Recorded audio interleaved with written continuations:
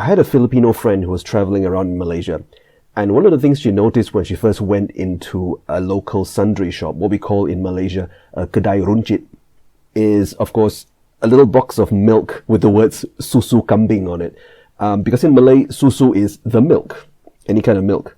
Whereas in Tagalog and many Philippine languages, suso, or something like this, is the word for the teats or the udders of an animal. And often also when referring to human beings as well, the breasts of a human being. So this is an example of what's called semantic shift, in which very closely related words can come from the same root but end up with with slightly different meanings.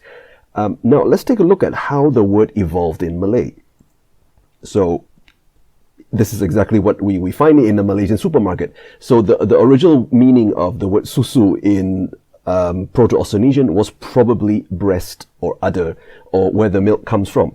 But in Malay, we're talking about standard Bahasa Malaysia and standard Bahasa Indonesia, susu now means milk. So you can find it like susu kambing segar in most shops in Malaysia. So it's like milk of the goat that is fresh. And one interesting fact is that there are some dialects of Malay where the original meaning of udder or breast is retained. There are places in Malaysia with names like this. So there's an island off northeast peninsula Malaysia in the state of Terengganu called Pulau Susu Dara. And if you're a Filipino, you might recognize the cognates, and the shape of the island is pretty clear. So Pulau Susu Dara in Malay is Pulo ng Suso ng Dalaga in Tagalog. So yes, it's longer in Tagalog, but we'll talk about this. These are the differences between Malay and Tagalog. And the Malay speaker who learns Tagalog will have to deal with some of this sound and grammar changes. So we take a look at the basic roots of the words. So the word for island is pulau in Malay, pulo. I know that in many Philippine languages, the Spanish word isla is more common nowadays, but pulo is the original Austronesian word for island. Susu or suso is breast, or teat or udder for the animal, and for human beings is the breast. And then dara is dalaga in Tagalog, so it means a young woman, a maiden, an unmarried young lady, something like that. So some of the differences that you'll notice is the word nang that connects the words together. So this has been lost in Malay, and even in modern Javanese and languages close to the Malayosphere, in these regions, these little particles that connect words together that show the case of the noun, the function in the sentence, and also the focus, it has now been lost, or there are only traces of it remaining. And as we go along, we'll talk about these differences. So for the person who speaks Malay and who wants to learn Tagalog, this is actually one of the most difficult things, when to use these little particles, nang, ang, sa. And also the other thing that I think is actually the most difficult in terms of pronunciation for a Malay speaker or an Indonesian speaker when they're learning a Philippine language is the stress. Because in Malay, we say susu kambing. We say susu kambing.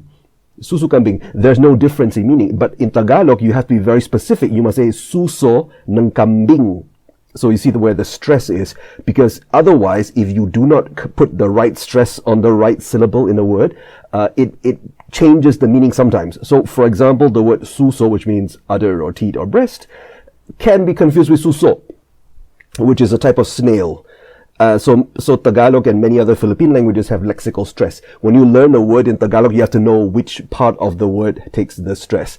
And that is quite difficult for Malay speakers or Indonesian speakers, because we don't have this system in our languages.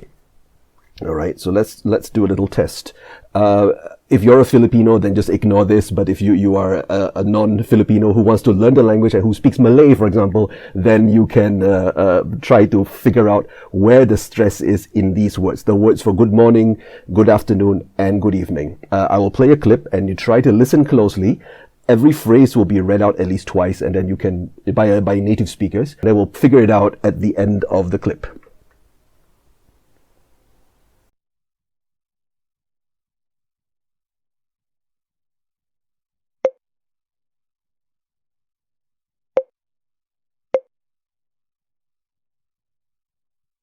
Magandang umaga po.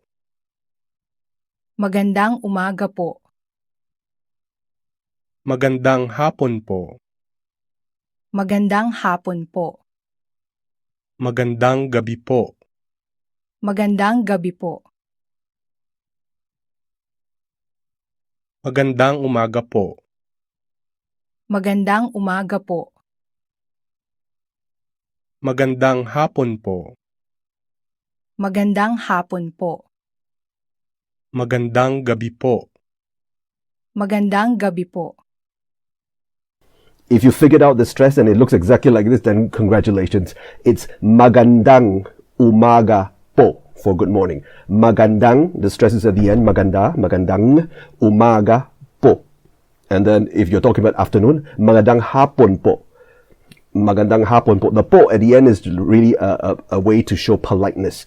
We don't have this in Malay because in Malay the politeness is often shown by the pronouns, right? But anyway, let's come back to the next phrase. Magandang gabi po. So in the word umaga, the stress is on the first A, umaga.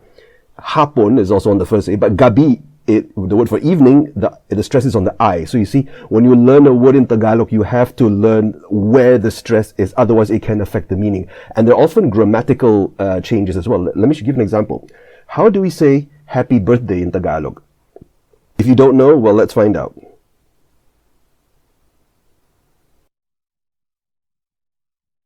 Maligayang kaarawan. Maligayang kaarawan. Maligayang kaarawan. Maligayang kaarawan. Okay, so as you heard in the clip, maligayang kaarawan. Maligayang kaarawan. So the stress is on the ga and the an at the back. Maligayang kaarawan. Kaarawan is really the word for birthday, and maligayang is like happy, happy or pleasant, something positive. So maligayang kaarawan is like happy birthday. Kaarawan comes from actually the word araw. So you notice, see, kaarawan, but the source of the word, the root is araw, which means the day or the sun. Araw. And if we add suffixes and prefixes, this happens a lot in languages like Russian as well. When you put something else into the word, often the stress will move or jump around onto another syllable. So you have the word like arawan. So arawan is a sunny place. Or it can also be a verb meaning to be exposed to the sun. And you can conjugate it like a verb, which we'll look at in other videos. And you can even pronounce it this way, arawan, which means like on a daily basis, or like you get paid daily or something like that. So araw, arawan, and kaarawan. So you see when you learn a word in Tagalog, you really have to figure out where the stress is, because this will actually affect the meaning. All right. So I'm going to keep this video short. We'll talk about this in detail in later videos. More things of pronunciation. Specifically, this series will be targeted mainly for Malaysians and Indonesians who want to learn Tagalog. While we are very similar, there are also quite a lot of differences. And this difference, the system of stress in Tagalog, in many Philippine languages, is one of the stumbling blocks, the things that makes it a little bit difficult for Malay speakers to learn. All right, so before I leave you, I have one more sentence to say. Don't forget to stress. And if you're tired and you're sleepy like me right now, you can say inaantok na ako. Inaantok na ako. So inaantok na ako is I am sleepy. All right. Until next time. Thank you.